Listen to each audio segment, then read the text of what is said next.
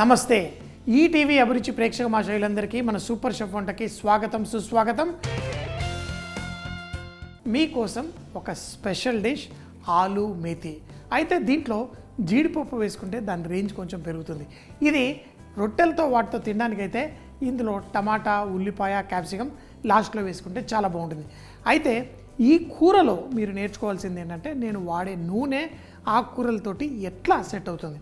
ఎందుకంటే ఈరోజు మనం వాడేది ఆవాల నూనె.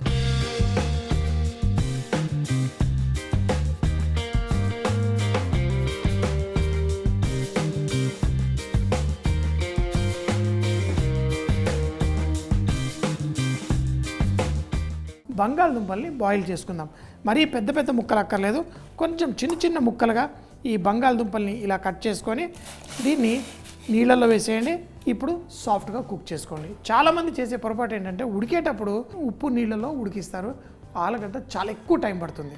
దాని బదులు మీరు ఏం చేయొచ్చు అంటే ఆలుని ఇలా ఫస్ట్ 5-6 నిమిషాలు ఉడికిన తర్వాత ఎప్పుడైతే ఆల్మోస్ట్ ఆలు మీకు కావాల్సిన కన్సిస్టెన్సీ వస్తుందో అప్పుడు ఉప్పు వేసి ఒక 2 నిమిషాలు పెట్టుకోండి, పర్లేదు. కానీ స్టార్టింగ్లో ఉప్పు వేస్తే కనుక మన బంగాళదుంప ఉడకడానికి కొంచెం ఎక్కువ టైం పడుతుంది. ఇలా ఒక 5 నిమిషాలు ఉడికిన తర్వాత ఇప్పుడు బంగాళదుంప ఆల్మోస్ట్ 70% ఉడికిపోయింది. ఇప్పుడు మీరు ఉప్పు వేయాలనుకుంటే కొంచెం వేసుకోవచ్చు, లేకపోయినా పర్లేదు. నేను ఎప్పుడు వేయను, కానీ పెద్ద పెద్ద పార్టీలకి అలా చేసేటప్పుడు ఆ బంగాళదుంప కలిపేటప్పుడు ఉప్పు సరిగ్గా తాకుతుందని కొంచెం ఉప్పు వేసుకుంటాం, లేకపోతే అవసరం కూడా లేదు. సో మరి స్టవ్ కట్టేసి ఈ బంగాళదుంపల్ని పక్కన పెట్టేసుకుందాం. ఇప్పుడు మన ఈ ఆకుకూరతోటి, అది కూడా ఆ మెంతి కూరతోటి ఈ మంచి మసాలా ఎలా చేయాలి ఈ బంగాళదుంపతో టేస్టీగా రావడానికి చూద్దాం. మన కుకింగ్ స్టార్ట్ చేసే ముందు మీరు ఫ్రిడ్జ్లో నుంచి అల్లం వెల్లుల్లి పేస్ట్ తీసి వేయకండి. ఎందుకంటే ఈ కూరలు ఒక మెంతి కూర వేసినప్పుడు స్ట్రాంగ్ ఫ్లేవర్ ఉన్న ఆకుకూరలు ఇలాంటివి చేసేటప్పుడు వెల్లుల్లి, అల్లం ఇలాంటివి ఫ్రెష్గా దంచి వేసుకోండి, చాలా బాగుంటుంది. అయితే ఇందులో నేను కొంచెం అల్లం కూడా వేసుకున్నాను.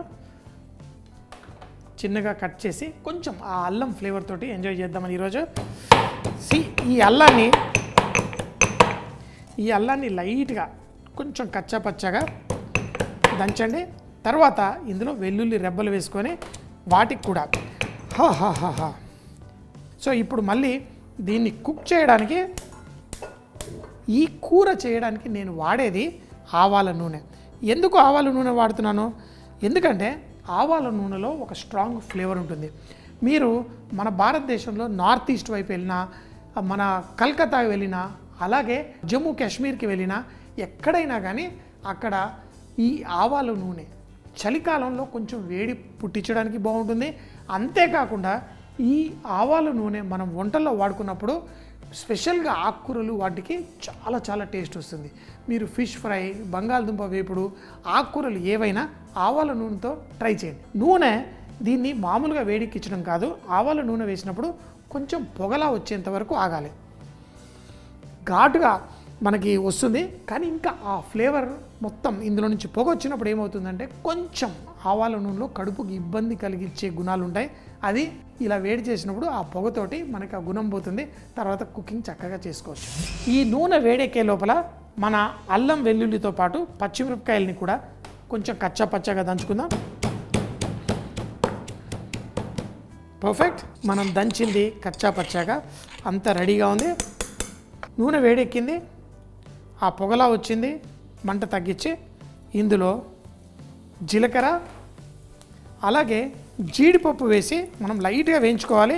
మీ అందరికీ తెలుసు జీడిపప్పు వేడి నూనెలో వేస్తే తొందరగా మాడుతుంది, అందుకని లైట్గా ఇలా కలుపుకోండి. కలిపిన తర్వాత ఇందులో సన్నగా తరిగిన ఉల్లిపాయలు, ఈ ఉల్లిపాయలు కూడా వేసిన తర్వాత మనం కచ్చా పచ్చాగా దంచుకున్న అల్లం వెల్లుల్లి దీంట్లో ఇవన్నీ వేసి ఇప్పుడు దీన్ని స్లోగా ఈ విధంగా కుక్ చేసుకోండి. ఆ ఉల్లిపాయ కొంచెం కలర్ వచ్చేదాకా ఆగుదాం. ఉల్లిపాయలు లైట్గా ఇలా కలర్ వస్తుంటే ఇందులో కొంచెం ఇంగువ, పసుపు, ధనియాల పొడి కూడా ఇందులో వేసుకోండి. ఇప్పుడు కొంచెం ఉప్పు, అలాగే మనం ముందుగానే కట్ చేసి పెట్టుకున్న లేత మెంతి కూర. ఇలాంటి దాన్ని చేసేటప్పుడు కొంచెం ముదిరిన మెంతి కూర వాడకండి, దాంట్లో చేదు ఎక్కువ వస్తుంది. లేతటి మెంతి కూర వేసుకుంటే చాలా బాగుంటుంది. ఇలా మెంతి కూర వేసి స్లోగా ఒక 2 నిమిషాల పాటు ఈ ఆకుకూరను కూడా వేగనివ్వండి. దీంట్లో కావాలంటే కొన్ని నీళ్ళు, ఒకవేళ బాగా డ్రై అయిపోయినట్టు అనిపిస్తే కొన్ని నీళ్లు వేసుకొని ఆ ఉడికిచ్చిన బంగాళదుంపల్ని కూడా ఇందులో వేయండి. అలా కొన్ని నీళ్లు వేయడం వల్ల మళ్ళీ ఆ బంగాళదుంప దీంట్లో ఉన్న ఉప్పుని చక్కగా ఆ సువాసనని అన్నీ పీల్చుకొని పర్ఫెక్ట్గా తయారవుతుంది. ఈరోజు ఆవాలు నూనె వాడడం వల్ల ఇది ఎంత అద్భుతమైన టేస్ట్ వస్తుందో ఇంకేం లేదు. ఇది మీరు నాన్ స్టిక్ ప్యాన్లో చేసుకున్నా చాలా బాగుంటుంది. ఈ బంగాళదుంపలు ఇలా వేసి స్లోగా కుక్ చేయండి. మన దగ్గర ఉల్లిపాయ కొంచెం పెద్దగా కట్ చేసినవి, క్యాప్సికమ్ ఇవి కూడా కొంచెం పెద్దగా కట్ చేసినవి, అదే సైజులో కట్ చేసిన టమాటా కూడా ఉంది. కానీ ఈ టమాటా ఒక 2 నిమిషాలు ఆగి వేసుకుందాం. మనకి ఈ ఆకుకూరలో చక్కటి గ్రీన్ కలర్ తోటి ఆ మెంతి కూర, క్యాప్సికమ్ కూడా ఉంది. ఆ రెడ్ది లాస్ట్లో అయిపోయిన తర్వాత వేద్దాం. ఒక్క నిమిషం ఇలా టాస్ చేస్తే చాలు, ఆ టమాటా ఫ్లేవర్ అంతా చక్కగా తీసుకుంటుంది. దీన్ని ఇలా స్లోగా కుక్ చేసేసుకోండి. మన బంగాళదుంప ఈ విధంగా స్లోగా కుక్ చేసుకుంటూ మంచి ఫ్లేవర్ వచ్చేసింది. దీంట్లో కొన్ని టమాటాలు ఇలా అదే సైజులో కట్ చేసిన టమాటాలు, కేవలం ఆ రంగు కొంచెం బ్రేక్ చేయడం కోసం, ఆ ఉల్లిపాయ అక్కడక్కడ తాకుతూ తినడం కోసం ఇలా అద్భుతమైన కూర చేసి అంచుకు తింటే కొన్నిసార్లు కోపం వస్తుంది. కానీ నేను పెరుగన్నం అంటే నాకు చాలా ఇష్టం. అయితే దాంతోపాటు అంచుకి కూర ఇలా బంగాళదుంప ఇట్లాంటివి చేసుకుంటే కూడా ఇష్టం. అంటే వేపుడు అలా చేసుకుంటాను. కానీ ఈ మెంతి కూరలో మనకు ఒక రైట్ స్ట్రాంగ్ ఫ్లేవర్ ఉంటుంది. దాన్ని ఎంజాయ్ చేయాలి అంటే రొట్టెలతో దాంతో తింటే బాగుంటుంది. కానీ నేను పెరుగన్నంతో తింటాను. దీన్ని స్టవ్ కట్టేస్తాను. ఈ పెరుగన్నం కూడా నేను ఎలా చేసుకుంటా అంటే ఫస్ట్ అన్నం ఇలా వేసేసుకొని తర్వాత అంటే ఏం లేదు, పైన చిక్కటి పెరుగు, ఐస్ క్రీమ్ లాంటి పెరుగు తీసుకొని దీంట్లో కొంచెం ఉప్పు ఎక్కువ ఎక్కర్లేదు. చాలాసార్లు మా ఇంట్లో నేను ఉప్పు వేసుకోను, ఎందుకంటే ఆ కూరల్లో ఉన్న ఉప్పు సరిపోతుంది. తర్వాత దీన్ని ఇలా లైట్ కలిపేసుకుంటాను. ఈ సైడ్లో ఈ వేపుడు వేసుకొని తినేస్తాను. అంటే నాకు కూరగాయలు లేకపోతే ఏది తినలేదనే ఫీలింగ్ ఉండదు. పెరుగన్నం ఇంత రాత్రిపూట ఈ మధ్య అయితే 7 తర్వాత తినడమే మానేశాను. ఏది తిన్నా పగలు ఎక్కువ తింటాను, రాత్రిపూట మానేశాను. ఇలా చూడండి, మన బంగాళదుంప రెడీ. నాకు ఇష్టంగా తినడం కోసం పెరుగన్నం పెట్టుకున్నాను. రొట్టెలు కూడా చాలా ఇష్టం, కానీ ఈరోజు పెరుగుతో తినాలనిపించింది. మీకు కూడా ఇలాంటి చాలామందికి నేను ఎప్పుడు వంటలు చేసినా చాలామంది మళ్ళీ మెయిల్స్ రాస్తూ ఉంటారు. ఏంటంటే మేము కూడా ఇలాగే తింటాను, నాకు కూడా ఇలాగే ఇష్టం. అందులో అక్కడక్కడ జీడిపప్పు ఉంది, ఆ జీడిపప్పు చక్కగా కనిపించేలా చేసేసుకున్నాం. చూడండి, ఇప్పుడు నా ఈ బంగాళదుంప ఆ జీడిపప్పుతోటి అక్కడక్కడ నేనైతే కొంచెం ఈ తిండిలో నేను ఒక టైపు పీసినారులాగా అనమాట. అంటే నేనే జీడిపప్పులు అన్నీ వేసేసుకుంటాను. ఇదే దాన్ని మీరు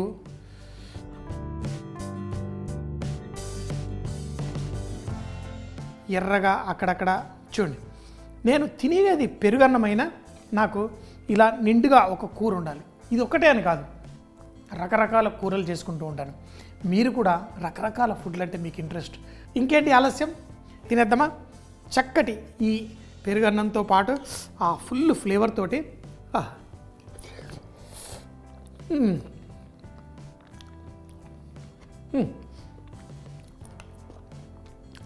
క్యాప్సికము, ఉల్లిపాయ లైట్గా ఇంకా కరకరలాడుతున్నాయి, వెజిటేబుల్స్ క్రిస్పీగా. దాంతోపాటు అక్కడక్కడ జీడిపప్పు, ఆ మెంతి కూర ఫ్లేవరు, ఆవాల నూనె వల్ల బంగాళదుంపకి అదృష్టం వచ్చినట్టు అది భలే టేస్టీగా తయారైంది. సో మీరు కూడా చేసుకోండి, తినండి. ఎప్పుడు చెప్తాను కదా, బీ రిచ్ ఇన్ కుకింగ్. వంటలో శ్రీమంతులై జీవితాన్ని ఫుల్గా ఆస్వాదించండి. బంగాళదుంప, మేతి, జీడిపప్పుతోటి మనం కూర తయారు చేసుకుందాం. ఈ కూర తయారు చేసుకోవడానికి ముందుగా కట్ చేసిన బంగాళదుంపని నీళ్ళల్లో వేసి ఉడికించుకోండి. లాస్ట్లో కావాలంటే చిటికెడు ఉప్పు వేసి బాయిల్ చేసి పక్కన పెట్టుకోండి. ఇప్పుడు రోట్లో కొంచెం అల్లం, వెల్లుల్లి, పచ్చిమిరపకాయలు వేసి క్రష్ చేసి రెడీగా ఉంచుకున్న తర్వాత తాలింపుకి నూనె వేసి కొంచెం జీలకర్ర, జీడిపప్పు, ఉల్లిపాయలు, అలాగే మనం క్రష్ చేసిన అల్లం వెల్లుల్లి కూడా ఇందులో వేసి స్లోగా కుక్ చేసుకోండి. కొంచెం రంగు వచ్చిన తర్వాత ఇందులో ఇంగువ, పసుపు, ధనియాల పొడి, ఉప్పు కూడా వేసి లైట్ గా కలుపుకోండి. ఎప్పుడైతే ఈ మసాలా మంచిగా తయారైన మంచి సువాసన వస్తున్నప్పుడు ఇందులో కట్ చేసిన లేత మెంతి కూర వేసి ఒక 3-4 నిమిషాల పాటు చక్కగా వేయించండి.